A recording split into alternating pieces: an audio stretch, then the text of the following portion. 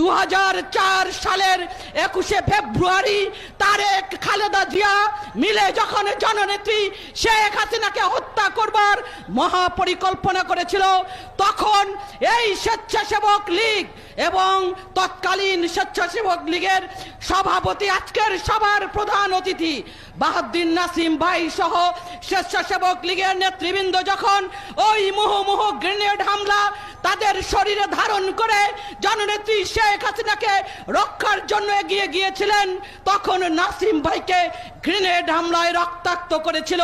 আজকেও তার দিকে তাকিয়ে দেখেন, তার শরীরে অগণিত স্প্রিন্টার, রক্তে প্রবাহমান খালেদা জিয়ার বিষাক্ত সবল সকলের শরীরে।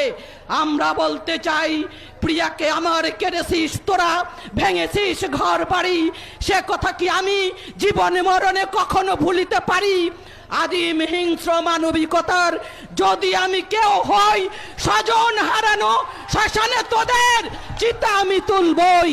আজকের এই স্বেচ্ছাসেবক লীগের সম্মেলনের মধ্য দিয়ে যে নতুন নেতৃত্ব হবে, সেই নতুন নেতৃত্ব ওই জামাত বিএনপি জোটের মসনদ ওদের খুঁজে খুঁজে বের করে আগামী দিনের জননেত্রী শেখ হাসিনার স্মার্ট বাংলাদেশ বিনির্মাণের যে উন্নয়নের আলোক্য গাথা, সেই সত্য কাহিনী শোনাবে। নেত্রকোনার প্রত্যেকটি বাড়িতে বাড়িতে গিয়ে তৈরি করবে ভোট এবং প্রতিশোধ নেবে আগামী দিনের নির্বাচনে। সবকটি আসনে জয় জয়াকার করে বিএনপি জামাতের প্রতিশোধ দিবে। এটাই আমাদের শপথ।